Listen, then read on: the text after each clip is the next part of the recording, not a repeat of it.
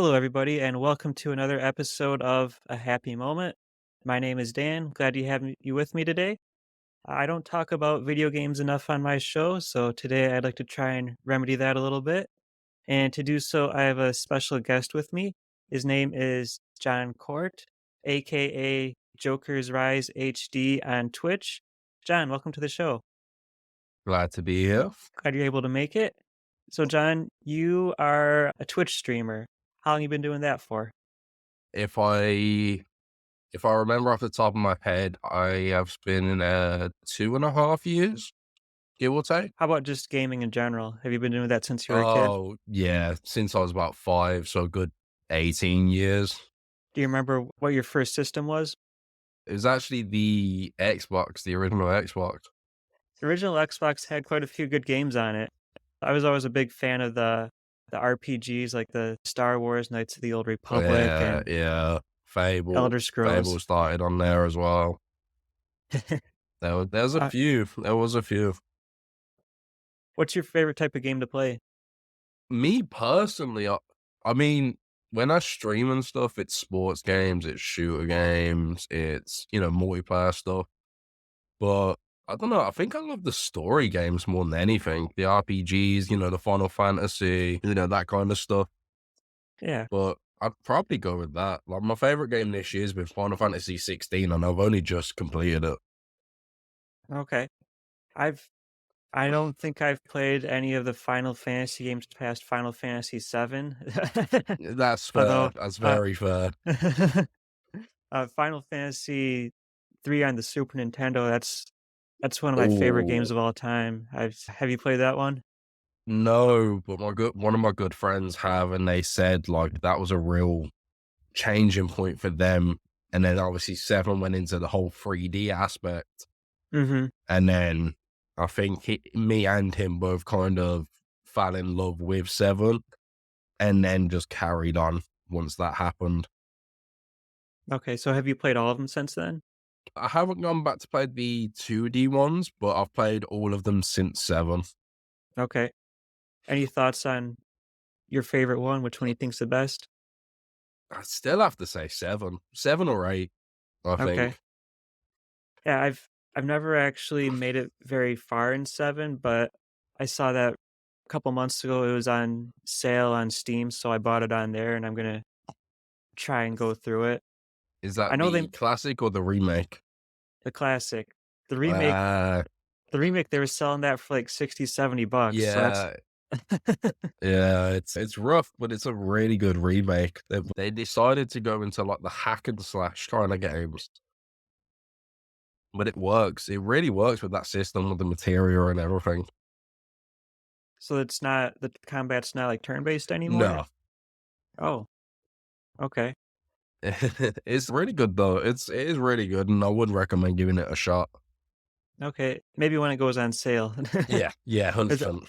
I know the graphics look really nice, so I Yeah. thought it was just, like, them updating the graphics and that's it. No, I they didn't they realize they completely remade it. There's new story in it. There's new system when it comes to your equipment and your materia. All that stuff in there. Okay, wow. Check that out. I would Um, recommend. tell us a little bit about your experience on Twitch so far. How has that been for you? It's been weird, to be honest with you. So when I first started, I had no camera. I had no PC. I was just streaming through my PS4, and I feel like because obviously I've upgraded. I've got a PC now and everything, captured. But it's a weird experience from back then to now, because I feel like there was more engagement when I first started, but I wouldn't change it. I mean, it's Twitch. It's one of the hardest like communities to gain How's and your d stuff. how's your following doing? Have you, like, seen Uh a pretty steady increase in it followers? it took a giant pause to put it lack of a better term. It took a massive like break for a while. But then when that happened, I took a break. So I feel like if they're getting sick of me, then I must be doing something wrong. And I must be just drowning it out now in a work. But as I've come back and, like, I've had my son and everything, I come back, he's growing up. So it's now more, let's see how I can change it while still keeping it fresh. And it's difficult. I'm not gonna sit here and be like, "Oh, it's the easiest thing in the world," because it's Mhm. not. It's a strain. I mean, I'm ill, I've got a bad voice, I have to base it around my family, but it works. How often do you go on there, do you say, like, on average per week? I I aim for 3. More than likely, I get, like, 4, 5 maybe, Okay, but they are, like, 2, 3 hours long at, like, 10 p.m. my time, so you can expect the long, late one. okay. Yeah, I also have a young son, so you really can't do Yeah, any gaming during the day, you have to wait yeah. till they go to sleep. So, when you're on Twitch, are you one of those people that you're just kind of, like, occasionally chatting, or are you one of those that's doing, like, a constant play-by-play? It depends on what I'm playing. So if I'm playing UFC 5, which I've kind of branched into being my main competitive game now, I'll try and do as much of, I'm thinking to do this, so I will relate to you guys. But when it's stuff like Call of Duty, I'm blank, then I'll see a chat and then I'll talk and then I'll blank out again. And it all depends on what's on the screen for me to be able to actually relay my thoughts. I've watched a few Twitch streams, not very much, but I to be honest with you, I don't really understand it, so I No, I understand, get that. Yeah. I know you go on there and you're watching someone play, but then there's, like, all these as a viewer, there's, like, all these different things you can do and, like, stuff that you can buy, and it just Yeah. all seems kinda confusing to me. Yeah. So obviously, it's not like YouTube where you can be like, oh, I'll sub for free. Because obviously, to get the free sub, you need to be part of like Amazon Prime or whatever. But that's Twitch's way of basically saying, you're part of our program. You put the time in. Now your community can give back to you in a way. But I don't even really care about that stuff. I come on there just to chat. I'm a quite self-included. I'm trying to think of the actual word, but like I'm quite a boxed in person. I'm not an Mhm. I'm not an what's the word? I'm not an extrovert per se. I think that's the word.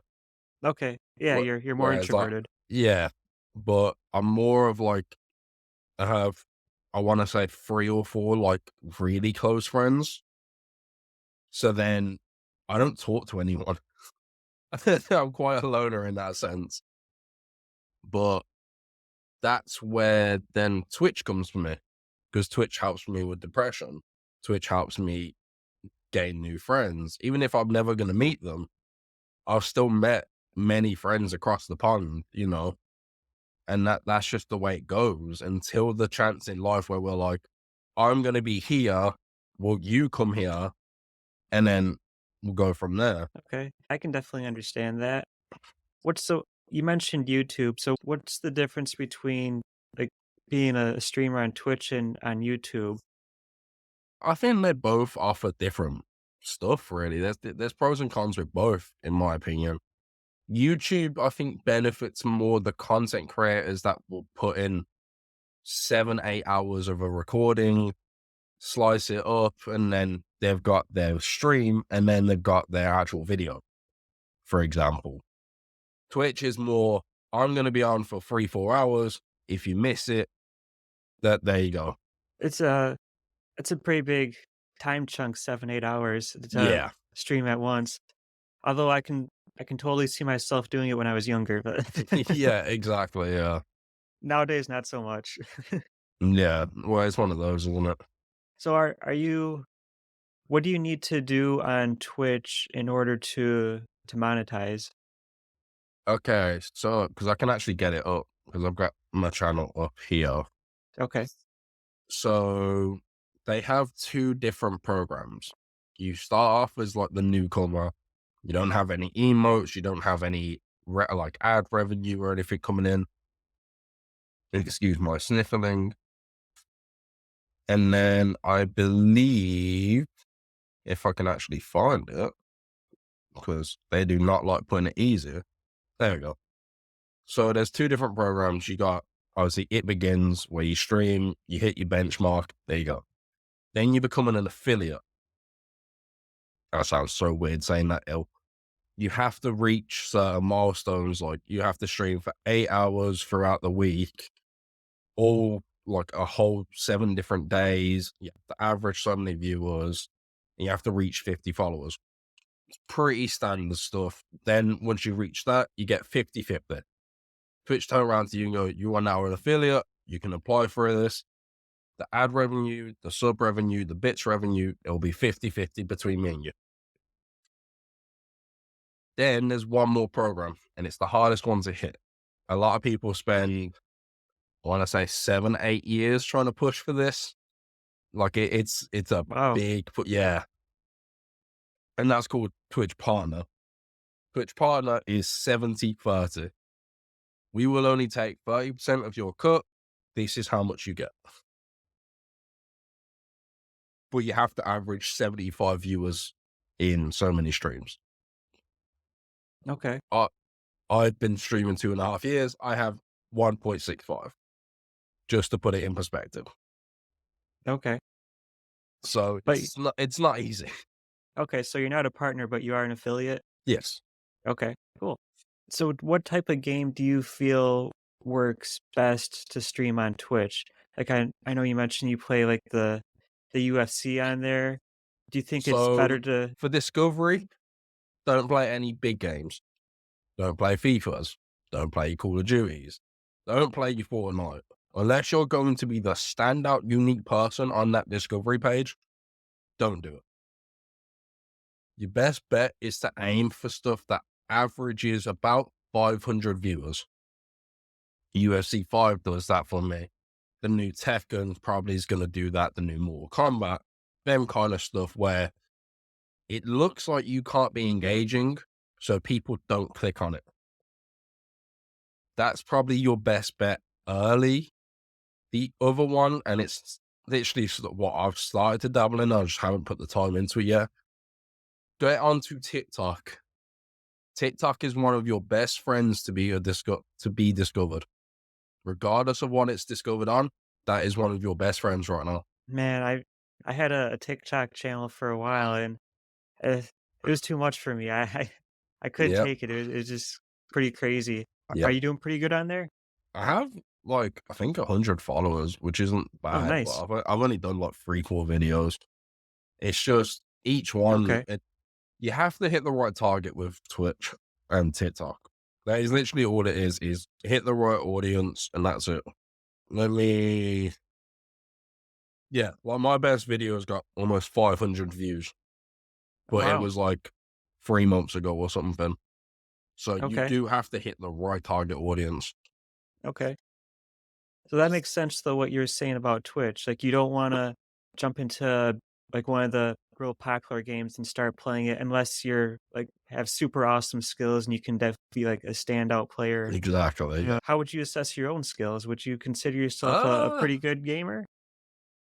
Again, it depends on what I'm playing. I'm not gonna sit here and be like, I'm the best gamer on this, and this. Like, I'll toot my own horn and I'll be like, I'm a decent gamer. But again, that comes from me playing for 18 years against my big brother, against my best friends, against all these people, like in leagues, for example. I've played in leagues for FIFA and I've played in leagues for NHL and stuff. And don't get me wrong, I can put up numbers, but they can almost double it, which humbles me. But then that makes me strive to be that better gamer. So it's counterbalancing, like, can you put the time in to better yourself? But then just so you know, what's the phrase? It's like, no matter how good you'll be at, someone's round the corner always lurking, being better at it than you, and then Right. they'll show up. So it's one of those when it comes to gaming. But again, it all depends on what you play. That's the only thing you need to remember is if you play a certain game and you grind it to be better, you could be one of the best people in it. you just don't know until you put that grind in. Right. Yeah, I'm an only child, so I never had that direct competition The growing up. brotherly rivalry, oh, Yeah, that's the reason why I'm so bad at fighting games. maybe. There's always an underlining factor. Yeah. I've always enjoyed them, I just never been any good at them. Yeah. But, so do you think so you we know that you play UFC on there, a little bit of FIFA. Do you think, like, the shorter form games work better as opposed to streaming, like, a Final Fantasy game on there? Again, in my opinion, it's all down to engagement. You could make a game like, I don't know, World of Warcraft, for example, top of my head, where all these people, I mean, you know about World of Warcraft because you mentioned MMOs and stuff. You know Yep. how big of a game it is. So there's going to be a lot of people looking to get content from that. There's going to be a lot of people trying to get builds or whatever from people, you know. So it generally comes down to, can you make this game entertaining while still playing the same game for 8, 9 hours? And I think for me personally, if I play FIFA, if I play UFC, it's only 15 minutes a match, tops, maybe. But I've still got my chat next to me where I can still look, have a laugh, see what they're doing, and then still be focused. That's the difference in, I think, UFC and FIFA compared to, Final Fantasy, World of Warcraft, League of Legends, for example. I don't know where that came from in terms of popularity, but it got massive and it hasn't looked back. Are you a fan? Of League of Legends, no. Of World of Warcraft, yes. I haven't Okay, played it, but I am a big fan of it still. okay. Yeah, I played League of Legends for a little bit, but I have more fun playing the instead of the standard game mode, I have more fun playing their team fight tactics. I enjoy that a lot. It's a more chill, laid back game that you can Yeah, play, so exactly. it's pretty cool. And I ask it Uh, because, like, I know people use Twitch for a lot of different things now. Are we gonna see any if someone is streaming you, if someone watches you, are they gonna be seeing hot tubs or anything, or as much as I would love that, no. So if say I start stream at 9:30, for example, I haven't eaten just yet. So what I'll do is, like right now, I've got some food right in front of me, but I'm waiting because obviously I don't want to eat on record. But normally I'll keep chat on my side, like on this side where I am, like this hand. Obviously, if you listeners can't see it, but you can. This is my chat. This is my OBS screen. Like that's purely my stream screen. And the other side is my YouTube screen, where I play music or whatever. So I'll normally just put a video up and just watch it and react to it and stuff while eating. The moment I'm done eating, that's it, back to gaming. Because it's the only way that I can keep people engaged you know, while it's not something else that's popular. Ugh. Alright. Okay. So let's switch gears a little bit here. John is also a wrestling fan. John, about what year did you start watching wrestling? 2005. So about the same time as like gaming, actually. Okay. Any who are some of your favorite wrestlers? Of all time, Shawn Michaels, Undertaker, Samoa Joe. I know he's still active, but he's still one of my favorites. It's a sore subject, but Chris Benoit, them kind of people. Eddie Guerrero was a massive, massive fan. I was a massive fan of him. And probably Kurt Angle as well to add on to the list. He's Yeah. underrated in my opinion. Yeah. Yeah, definitely. There's been in the last few weeks, there's been a couple of huge news items in the world of wrestling. One of those being the return of CM Punk to the WWE after being away for 10 years. I Do you have any watched that thoughts on that? live. I'm glad you brought that up. I watched that live and I was not ready for it. So my girlfriend is a huge Randy Orton fan. So I said to her, I will stay up all night because obviously it's until like 5 a.m. my time. And that, which is a massive struggle. I'll stay up. I'll make sure he's in like good shape because he returned. And I'm sat there and I see the little note and then the music hit. I think I stood up and walked out the room because all the news leading up to that event was, oh, WWE have put an offer out, but he's declined. Oh, he wants to come back, but now WWE have declined. So in my opinion, Triple H and Vince McMahon and all of them, really good job. Really good job at hiding that. Yeah, that's I was watching with one of my friends, and throughout the whole show, we are talking about, "Okay, who's the mystery partner gonna be? Yeah. Is it gonna be Randy Orton or is it gonna be CM Punk?" Is Randy And really gonna return? Is he not? Yeah. yeah, and personally, I'm not a big fan of Randy Orton, so when he Valid. walked out there, I'm like, "Ah, man." And like you mentioned, it's the end of the show, they bring up the logo, Yeah. which usually means that things are over, Yeah. and then that music hits and Punk comes out. I was That was pretty cool. I didn't I don't really follow AEW very much, but, like, I was a big fan of Punk when he first joined the WWE, probably back around when you started watching 2005 when they started up their Uh, ECW brand. I can actually find out 5 because he started in TNA, if I remember, which was Yeah, crazy. yeah, TNA, and I think before that, Ring of Honor. Yeah. Yeah, exactly. And then I wanna say WWE was 2005, but I could be wrong. Okay, so oh no, TNA was actually first, then Ring of Honor. Oh, Wow. okay, Yeah, 2005, ECW 2006, give or take, okay. with Yeah, the straight edge, like, you know. yeah, yeah, so I was always a Punk fan when he first showed up, so I'm glad to see he's back. John, I don't do you follow any of the wrestling promotions over in Japan? I'd I'd try to watch New Japan. Okay. I know it's the, like, niche biggest one, but a lot of my favorite wrestlers wrestled there, and I think that's what kinda kept me interested, and now, for example, you've got people like Will Ospreay, who is huge. He was huge over here before he went over to New Japan, all them lot, and I'm so glad to see how he's matured while still keeping himself true. But then obviously you go back in time with New Japan and you've got Shinsuke Nakamura, who was big in New Japan. Now he's in WWE. You've had people Mhm. like Brock and Kurt Angle, who never thought would go there. They were big in Japan. Have you heard about the alliance over there? It was just Uh, announced, like, in the last few days. don't think I have.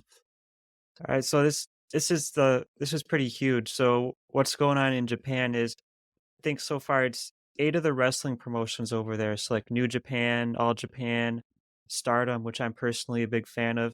They've all entered into, like, this alliance where they'll start doing, like, joint shows, Oh, and really? I'd imagine there's gonna be probably some talent swapping involved too. Oh, So 100%. 100%. that's pretty awesome. I mean, like, I can't even imagine, like, WWE and, like, AEW and, like, TNA forming an alliance over here. That would just be crazy. So, Well, I'm pretty AEW and excited about the TNA did future. do it, didn't they? AEW and TNA had their little crossover. They did, yeah. And I guess to a certain extent, a few years ago, TNA and WWE had a little bit of a exchange when Mickey James showed up at the Royal Rumble when she Oh, was the yeah, TNA as Women's TNA Champion. champ as well, not even just like Mickey Yeah, James. She brought the belt, which was crazy. yeah.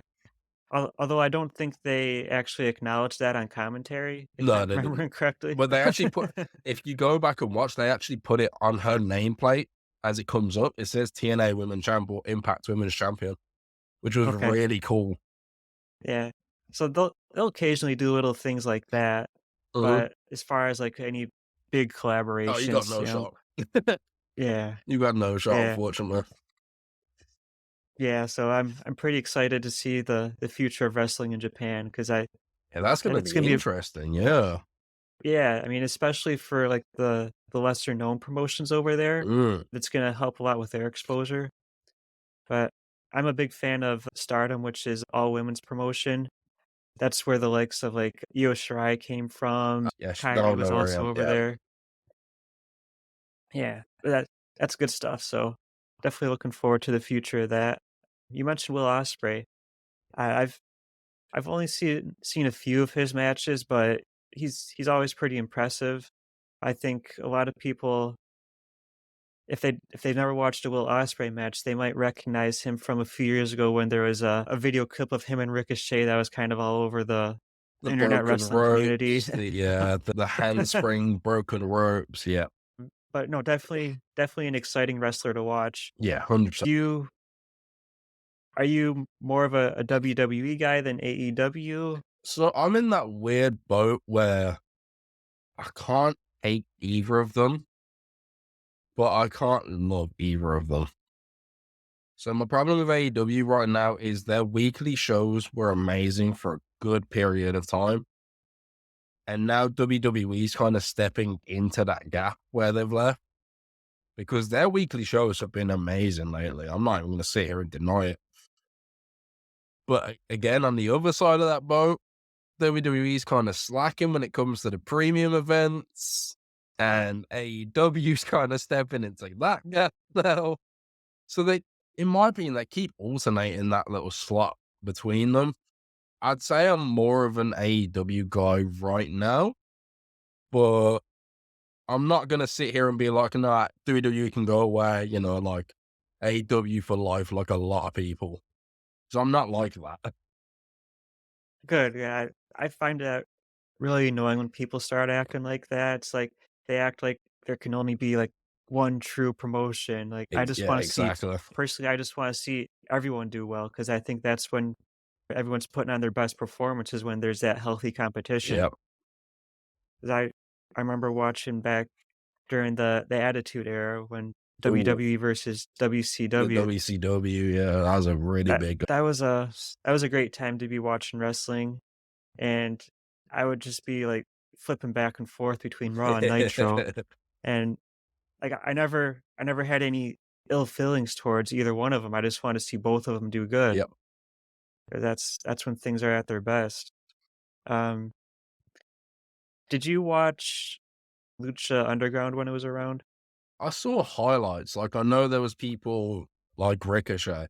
Now that I think about it, Ricochet's kind of been everywhere, which is insane because he's still like, I think he's only like 35 ish. And I feel like he's been around for like years. He's had like an Undertaker length career while still being fresh. It's like really weird with Ricochet.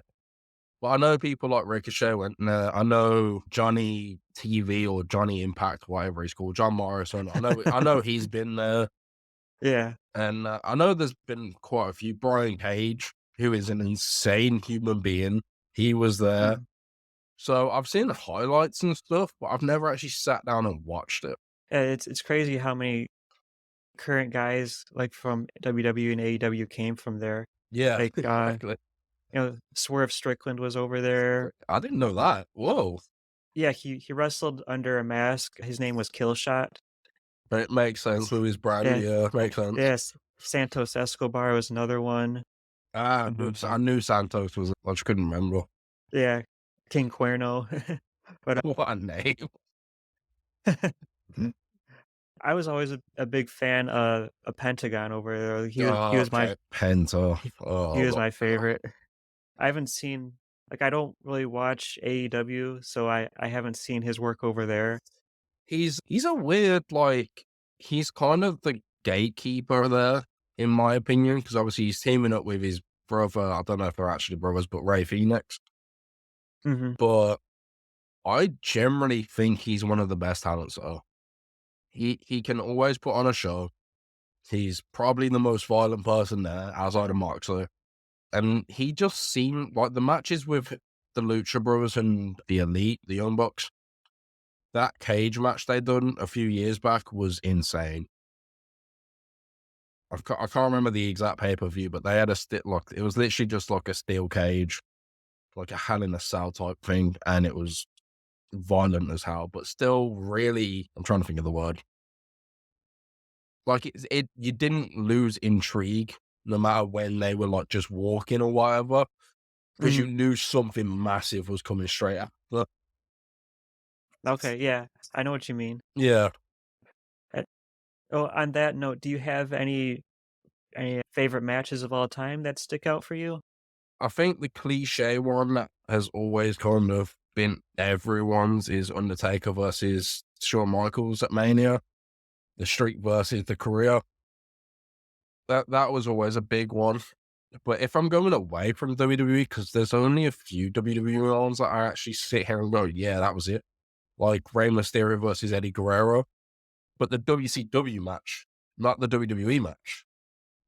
Because I feel, as much as the whole cliche of Dom's not my son, he was yours, and then you gave him me, like, I think that was tacky.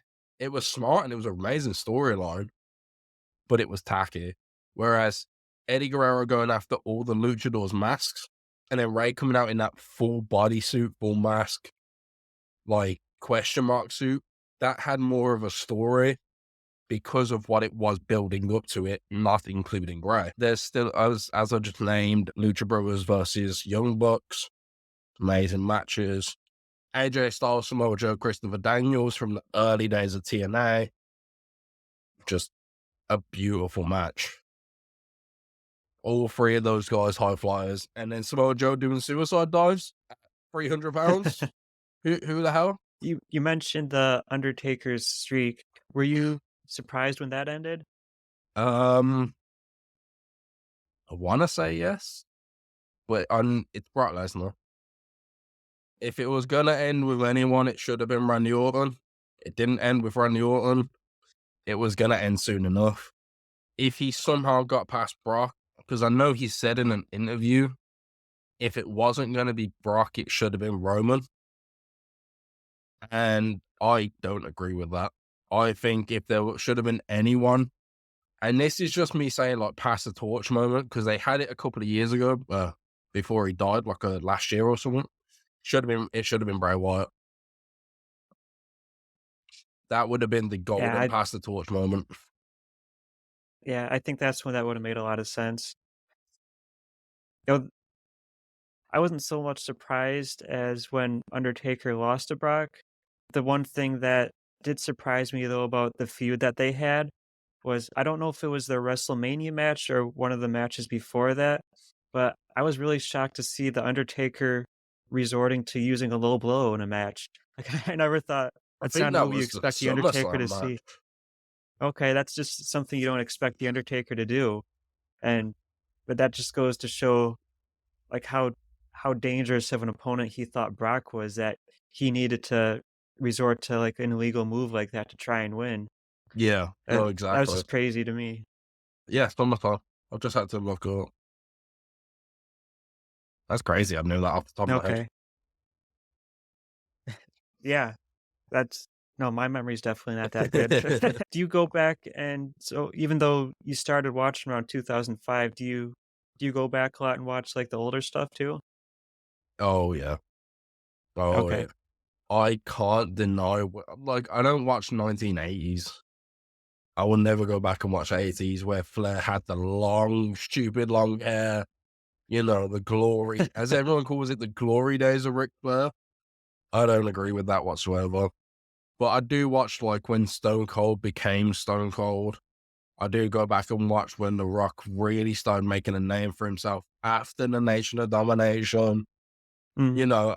I still watch the Attitude Era with pride because some of my favorite superstars came from that period and built up. So you kind of have to just ignore, even if you don't like watch it, acknowledge it at least. My all-time favorite wrestler, Bret the Hitman Hart, had a one heck of a classic match with Stone Cold at WrestleMania 13, and plenty of other Yeah. classic matches too, definitely my favorite.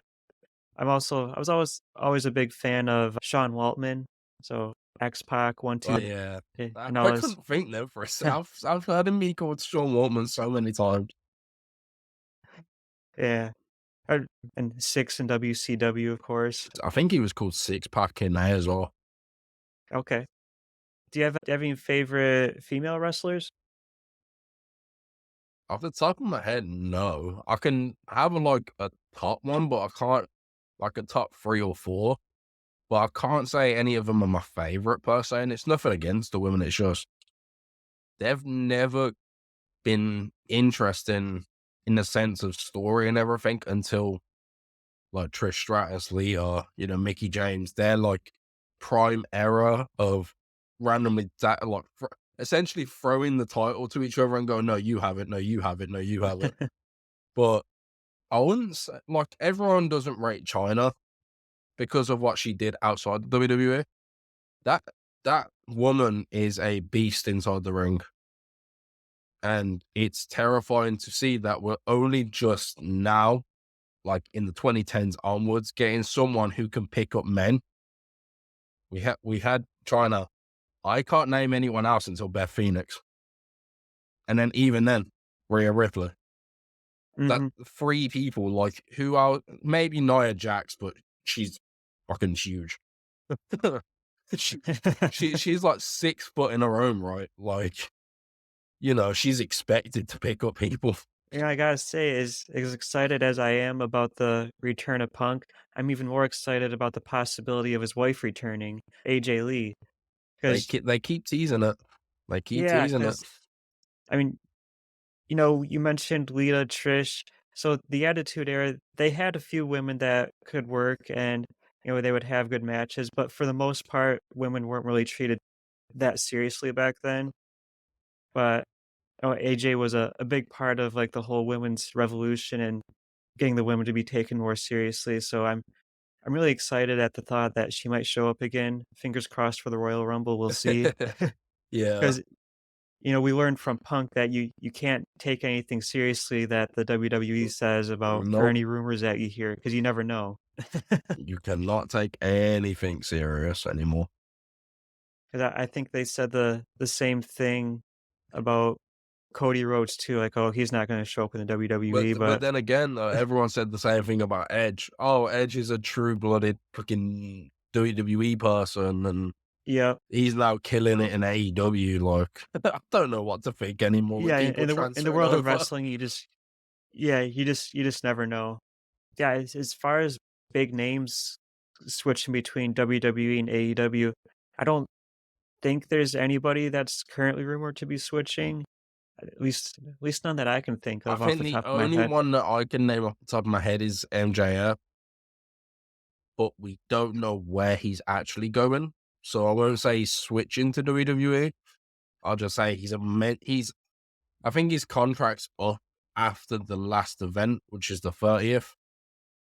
But if they keep the title on him, they kind of have to re-sign him.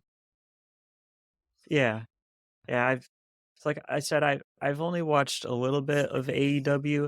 Like, I'll go and I'll read the results from the big shows, Yeah. and so just for me as kind of like an outsider perspective, MJF is the only name I think of when I think of stars that AEW has built up on their own.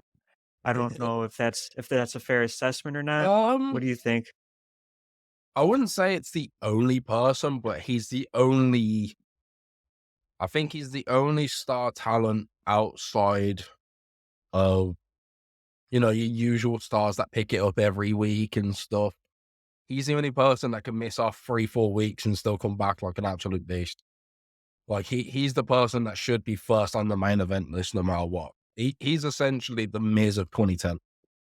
Because that's literally who everyone compares him to. Him and Miz are like borderline the same person from different like timelines, which is insane considering how MJF's still been in it just as long, pretty much. I think he started like 2008 or something, he said. And he tried getting into Okay. WWE and William Regal shut him down. And Hmm. now he's probably the biggest star that I can think of out of the two brands that can still, everyone can hate him, but you have to love him in a sense. And I know what you're saying about the Miz comparison, but I hate the Miz, so I No, exactly. This is what I'm saying. But you understand what level of, I wouldn't say Hall of Famer, but he has to be a Hall of Famer at this point. Just based on how long he's been in it, how long he's done it, how many rivalries he's had. That I Quit match with John Cena that led up to WrestleMania and stuff was amazing. Like, it's one of those where you look at all these people and everyone can hate me. I'm sorry. Everyone can hate me. Roman Reigns is not a Hall of Famer, and I stand by that. Ooh, He is not a Hall of Famer yet. you have some pretty strict criteria then. It's not even that. So my criteria is very simple. Have a massive impact on the industry. Roman Reigns hasn't done that. He's essentially the new Brock Lesnar. Don't get me wrong, he's a great storyteller. He's he's kind of average when it comes to moveset. Be interesting in the sense of if they see your name on the card, everyone's going to buy the ticket. Last time I checked, the only reason people are buying tickets when Roman Reigns is on the screen is to get rid of the title off of Roman Reigns. Yeah, I'm like sorry, but like for a while there, things were pretty interesting with the Bloodline storyline, but then that started to fizzle out, and like you said, Roman has pretty much turned into the new Brock Lesnar, where he shows up once in a blue yep, moon, and that's just annoying. yep. It's And personally, you have to be there more than 10 years. Me personally, anyway. Eddie Guerrero was in the industry for 20, almost 30 years, I want to say, because he was young in WCW and he'd still been like a veteran now and stuff. And Rey Mysterio pushing 20, 30 years. How is he Mhm, not a Hall of Famer like earlier in the career? He is now, but how was he not a Hall of Famer 2015? Like, the man was insane in 2012. He left, and you're gonna try to tell me he's only just worthy of it? Like, come on, mhm. man. Come on, no. Although the WWE kinda has, I think, weird requirements for the Hall of Fame 'cause Yep, like, you don't necessarily have to be good, you just have to be popular, I yep, think, yep. which I mean, that's their Hall of Fame, they can do what they want with Oh, it, yeah, so exactly. but yeah, man, we gotta get those belts off of Roman, I don't know what it's gonna So, take, but I'm calling it now, Solo. Solo's taking him. do you think it's gonna happen from Solo winning the Royal Rumble and then challenging at WrestleMania? I think Solo's gonna turn on him, and I have said this since I think it was just before the John Cena rivalry that recently happened where him and AJ were meant to tag, but then it ended up LA Knight. Solo is the only person that Roman fears. That is why he has named him the Tribal Prince. Why would you Okay, name someone who could easily beat you the Tribal Prince if you don't want him turning on you? that is a good point, and I know they've teased a few things from him in the past, a little bit of tension, so that's actually a really good prediction. Um, as far as the Royal Rumble, who do you think's gonna win that? The rightful person should be LA Knight. If I'm being completely honest, I actually don't know. I mean, I think things have got a whole lot more complicated with the return of CM Punk, 'cause I think both Punk and Cody Rhodes have announced themselves for the Royal Rumble Yep. match, and I almost wonder if they're gonna enter into a rivalry. Maybe something will happen during the Rumble, they'll eliminate each other maybe. If they I go don't into a know. rivalry, they need to build it the right way up. Cody Rhodes is an exceptional worker. He's an amazing person, as we have all found out over the years. I do not want CM Punk to be the toxicity that he is with everyone else that he has been, and screw Cody Rhodes for it. Mhm. I think we're gonna see a different Punk in WWE I than hope so. AEW. I I really hope so hope at so. least. I really hope so. Because if that's the case, God help us. Alright, John, we're gonna start to wrap things up here, and I just wanna real quick switch back to Twitch and ask you, what kind of advice might you have to someone that's interested in starting their own Twitch channel? Outside of what I said earlier with don't go onto the massive categories and, start TikTok, the best advice I can probably give, and it's what held me back at the start, but that's just me. It might apply to some other people that are similar to me. Try and be confident while, again, staying true. Stay true to your personality. I haven't once changed. I've tried my best not to do it during this, but I'm not a PG person. I know I've let it slip a couple of times, and I apologize for that. I tried keeping it as professional as I could, but I'm not PG. I swear. But outside of gaming, I swear, outside of outside of my family, I am me. I'm a as the name entitles, I'm Joker. I'm the person that tries livening up the room while getting everyone to smile.